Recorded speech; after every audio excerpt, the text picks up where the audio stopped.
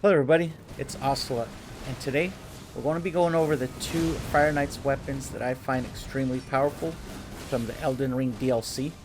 We're going to be going over the Fire Knight's Greatsword, which is being featured here against Malenia, and then we'll go over Queelign's Greatsword. Now the Fire Knight's Greatsword is actually a colossal sword. Neither of the weapons are a greatsword, even though they have Greatsword in their names.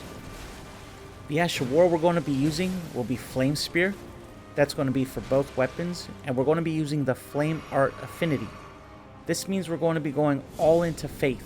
Now we'll go over stats later, but first, let's go over the Talismans that we're going to be using to get the most damage out of this weapon. First, you're going to want the Shard of Alexander, which is going to give us a 15% damage boost to the weapon art. Since the weapon art is chargeable, you're also going to want the Godfrey icon. This is going to give you another 15% damage boost to the Ash of War when you charge the skill. Now we are doing split physical and fire damage. However, since we are using Flame Art and going mostly into Faith, we will be doing mostly fire damage. So you're going to want the Fire Scorpion Charm. This is going to give us plus 12% to all fire damage. Now as you see in this clip, we're also using fire incantations. So the Fire Scorpion Charm will synergize really well as the chargeable incantations. They're also going to take advantage of the damage boost from the Godfrey icon. For the last talisman slot, I'm using the Ritual Sword Talisman for a 10% boost to all damage. This is when we have full HP, but feel free to switch this out for any damage negation talisman depending on what boss you'll be facing and what element they will be primarily using. Now as for the armor, each piece that we're using is going to give us some type of damage boost. For the main armor set that we're using Rakshasa's armor, gauntlets, and greaves. This is going to give us 2% to all damage from any source. However, we will be taking a little bit more damage by using this armor. As for the helmet, we're using yet another DLC item. It's going to be the Winged Serpent Helm. This boosts the damage of Fire Knight skills by 10%, which Flame Spear is a part of. This armor set is going to give us 56 poise and is going to allow you to tank most enemy attacks and will keep you from being staggered out of your own attacks or from charging up Flame Spear. Now going back to Flame Spear real quick, I do want to point out the fact that when you use the Ash of War, your weapon gets a flat 95 fire damage for 40 seconds. Uncharged, it comes out relatively fast, so you can get that weapon buff relatively quick. If you do fully charge it though, on this weapon, since it's a colossal sword, has a chance of doing close to 40 stance damage. And speaking of the weapon, this has the fastest moveset with the Godslayer's Greatsword. It also has the advantage of having the charged heavy attack from the Zweihander. So this right now, in my opinion, is going to be the best colossal sword in the game. Yes, I believe it's better than the Godslayer's Greatsword, mainly because it is infusible. Since it comes with innate faith scaling, you're going to get great AR from going Flame Art Affinity, and you can get great AR if you go Sacred Affinity. Now let's not forget our Wondrous Physick. In the Physick, you're going to want the Flame Shroud and Crack tier, which is going to boost all fire damage by 20%. This is going to last 3 minutes. The other tier that I recommend using is the Faith tier, which will give you plus 10 Faith for 3 minutes. This is going to help us reach the last soft cap of 80. Now let's go ahead and go over the stats. The stats you're going to want for this build are 60 Vigor, 17 Mind, 25 Endurance, 22 Strength, 18 Dexterity, 7 Intelligence, which is base, 70 Faith, and 10 Arcane, which again is base. The starting character that I used is a Prophet, but you can squeeze one more point for min-maxing if you go with the Vagabond. And again, with the 70 Faith and the Faith tier, we're going to reach 353 incant scaling, which I almost forgot to mention. We're using the Erdtree seal at plus 10. At 70 Faith, we get 313 incant scaling, And with the Faith tier, it goes up to 353. So let me go ahead and show you where you can get this awesome weapon. You're going to find it in the Shadow Keep. And you can farm it from any of these Fire Knights that's wielding the weapon. This one that I'm fighting right here is probably going to be the easiest one to farm. As you see on the map, from the storage house first floor side of Grace, you can go ahead and go down the lift and just keep on killing the same enemy over and over until they drop the Fire Knight's Greatsword. Now this enemy can also have a chance to drop the armor set, so if you're interested in getting the armor set, which isn't necessary for the build, this is also an easy farming spot for that as well. And there it is, the Fire Knight's Greatsword. Again, it's the Shadow Keep in the northern section of the DLC. Here is where we're going to get the featured Ash of War, and we're also going to get the Winged Serpent helmet. Now this is going to be right before fighting Mesmer. So this is going to be the 6th floor of the Shadow Keep, right before you get to the Mesmer boss fight. And there it is again on the map. So the next build we're going to be going over is going to be centered around Queelign's Greatsword. It's one of the new heavy thrusting swords from the DLC. And as you see in this gameplay, we're also going to be using the Flame Spear Ash of War. It's also going to be in Flame Art Affinity. As with the prior weapon, this weapon has innate faith scaling and does fire damage. So it's going to benefit immensely by going into Flame Art. But it could also benefit if we wanted to go Sacred Affinity as well.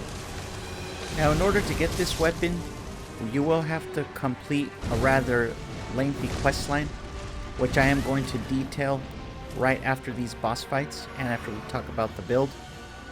But as with the other build, pretty much we're going to get minimum requirements for the weapon, and we're going to go mostly into Faith. As for the Talismans, it's going to be very similar Talismans. We're going to be using the Shard of Alexander for the 15% damage boost to the weapon skill. We're going to be using the Godfrey icon since the weapon skill is chargeable, and we will be using fire incantations as well that are chargeable and will benefit by the Godfrey icon.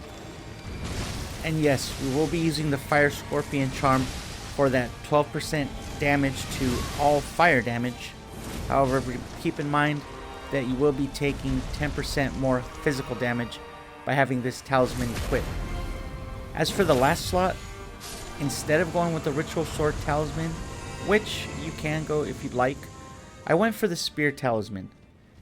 Since this is a heavy thrusting sword, the moveset is nothing but thrusting attacks, which means that we'll be doing piercing damage. So piercing damage already gets a 30% boost, which means that if you're attacking an enemy as the enemy is attacking you, your attack is going to be doing 30% more physical damage. Now yes, we did state earlier that Flame Art Affinity is going to give us mostly fire damage, but we are doing some physical damage, so I opted to boost that physical damage by using the Spear Talisman, which will give an additional 15% boost to those piercing attacks. Now if you feel like you can stay at full health, then go ahead and use the Ritual Sword Talisman, which is going to boost all damage by 10%. As for the Physick, we're going to be using the Flame Shroud and Crack tier, which is going to give us 20% damage to all fire damage for 3 minutes. And we'll be using the Faith tier, which is going to give us plus 10 Faith for 3 minutes. And again, since we'll be stopping at 70 Faith, and we will be using the Erdtree Seal at plus 10, at 70 Faith, we'll have 313 incant scaling, but after we drink the Physick, that's going to push the incant scaling up to 353. For the armor set, for the helmet, we'll still be using the Winged Serpent helmet, which again is going to give us plus 10% damage to all Fire Knight skills, which Flame Spear is a part of. For the rest of the armor, we're going with the Scaled Armor, Gauntlets, and Greaves. This is going to give us 67 poise, and this is going to put us over the recommended 51 poise threshold, and we will be able to tank most attacks without getting staggered out of our own attacks. As for our stats, this is going to be a level 150 character. You're going to want 60 vigor, 25 mind, 26 endurance, 14 strength, 18 dexterity, 9 intelligence, which is base, 70 faith, and 7 arcane, which again is base for this character. Starting class I recommend to use is the Vagabond. For buffs, you're going to want to use Golden Vow, which is going to give you plus 15% to all damage and plus 10% damage negation. I used Halishabriri for the plus 25% damage, but you do also get minus 30% damage negation.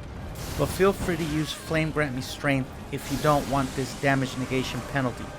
Flame Grant Me Strength will give you plus 20% physical damage and plus 20% fire damage, which means it'll boost all the damage you deal with your weapon. And since we're using fire incantations, it's also going to boost your fire incantation damage. Let me go ahead and show you how to get this weapon. So you're going to want to start in Ballarat. You want to get to the small private altar site of grace. You're going to head north and let this enemy pass by. You're going to head east from here. Up ahead there's going to be a fountain, and you're going to be invaded by Queelign. There's going to be 2 invasions with Queelign. It doesn't matter the order you do them. I'm just showing you the natural progression of from entering the DLC, how to do them. So after you take them out here in Ballarat, there's going to be a church in Shadow Altus. It's going to be northwest of Castle Ensis and northwest of the Morth Ruins. Here is the exact area. To get there from the Castle Ensis side of Grace, we're going to head southeast, go towards the Fort of Reprimand, take the shortcut towards the Morth Ruins. You'll head northwest to this mark, and that's going to be the Church of the Crusade. So we'll start from the Morth Ruins. As I said, from here, just follow me on screen and go northwest. We're going to be going, like I said, to the second invasion of Queelign. So after you defeat Queelign here, you're also going to get another Ash of War that is completely viable for this weapon, and you'd be able to use the same stats if you'd like. You'll be getting Flame Skewer. But the important item that we're going to want from this second invasion is going to be the Prayer Room key. We're going to need this key to access a room in the Shadow Keep. So let's go ahead and warp to the Church District entrance site of Grace. If you don't have it, you can go from the Morth Ruins towards Bonnie Village. Follow this path on screen, and you'll make it to the site of Grace that I'll be warping to. So once you've caught up to me, go ahead and go into the Shadow Keep Church District. Just go ahead and take the exact same path that I'll be taking. We're going to be doing a couple things. First, we're going to want to drain the water that you can see below you. That's going to be our first objective. Our second objective is going to obtain an Iris of Occultation. Now there are 2 in the game, but since we're already here and we're going to drain the water, there's going to be an ulcerated tree spirit that has the Iris of Occultation that we can use to acquire the weapon. It might be possible that after you drain the water, you can just drop down. I went ahead and warped back to the Church District entrance side of Grace, jumped across this gap, and after going around this loop right here, we're going to drop down and be right on top of the ulcerated tree spirit. Let's go ahead and take it down and take off of its hands the Iris of Occultation.